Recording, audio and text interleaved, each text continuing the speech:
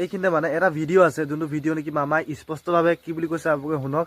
ইলেকশ্যনক লৈ পিনে আৰু জুবিনাক লৈ পিনে আৰু 26ৰ ইলেকশ্যনতো মানুহে আমাকে বেছি ভোট দিব। বাহ বাহ বাহ, 26ৰ ইলেকশ্যনত কি আপোনাকে ভোটটো দিব নেকি মানুহে? কেলে ভোটটো দিব? দেশটো বিক্ৰী কৰিবলৈ নেকি? আৰু এতিয়া আপোনাক কোনে ভোট দিব জানে নাই? যোনকেইটা নেকি মাথাই ৰঙা ৱাৰটোতে অলপ কেৰেক হৈ আছে সেইকেইটা আপোনাক ভোট দিব। কেলে এতিয়া বুজি পোৱা নাই নহয় আপুনি কি কৰি আছে। চবেই চিঞৰি আছে বিজেপি বিজেপি বিজেপি। আপোনাক যদি ভোটটো দিওঁ তেতিয়াহ'লেতো ডাইৰেক্ট এবাৰ এই ডিঙিত ৰছী লগাই ওলমিব লাগিব। জুবিনক ছিংগাপুৰৰ পৰা আনিলো।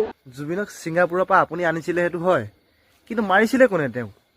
এইকেইটা নেকি? শ্যামকান্ত মহন্ত, সিদ্ধাৰ্থ শৰ্মা, সিহঁতি মাৰিছিলেনে?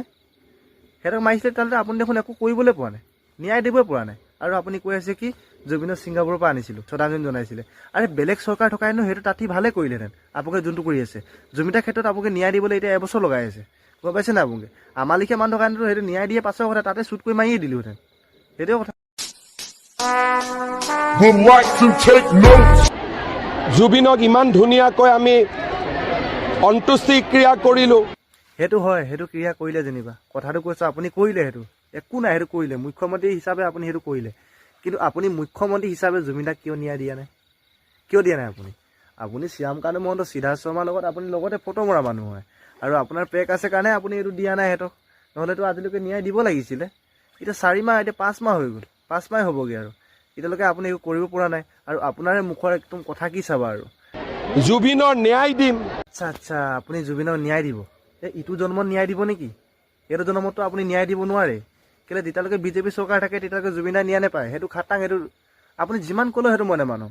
এইবোৰকো পানী ডুবি পিনে ক'লেও আপুনি নেমানো, কিন্তু আপুনি ক'ব নোৱাৰে। কিন্তু আপুনি কি বুলি কৈছে, আমি মৰি পিনে আকৌ এবাৰ পুনৰ জন্ম ল'ব লাগিব, তেতিয়াহে জুবিনদাই ন্যায় পালে পাব আৰু চাগে। এতিয়াতো আপুনিতো একদম মানে পূৰা অকল ন্যায় লগতে লাগি থাকক।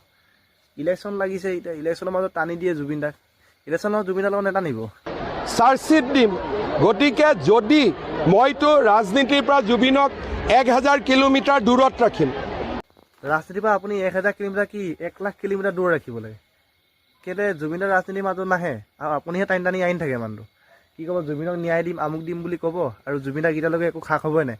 অকল ইলেকশ্যন টাইমত আপোনালোকে ইলেকশ্যন টানিব, আৰু সেইটোৱে আৰু কি বুলি ক'লে এতিয়া আপুনি প্ৰথমতে যে কৈছিলে হেনো জুবিনদাক ন্যায় দিয়াৰ কাৰণে বিজেপি মানুহ চবে ভোট দিব বিজেপি মানুহক। এটা কথা কৈছোঁ, যোনকেইটা মানে একদম মাথাত একো নাই ন, সেইকেইটাহে বিজেপি ভোটটো দিব। কেলৈ দিব? যোনকেইটা মানুহে একো নাজানে ন, সেইবিলাক মানুহে বিজেপি ভোট দিব। জনা শুনা মানুহ এটা বিজেপি ভোট নিদিয়ে। যেনে কিয় নিদিয়ে? বিজেপিয়ে হয়তো অসম গোটেই ধ্বংস কৰি দিছে। কাৰণ কেলৈ? এতিয়া ইয়াত চব মানে মাৰপিট হৈ আছে, এনেকুৱা ষ্টাইলৰ হৈছে মানে। যেনেকৈ আপুনিতো ডাইৰেক্ট কৈ দিয়ে যে ন্যায় দিম, আমুক দিম তামুক দিম।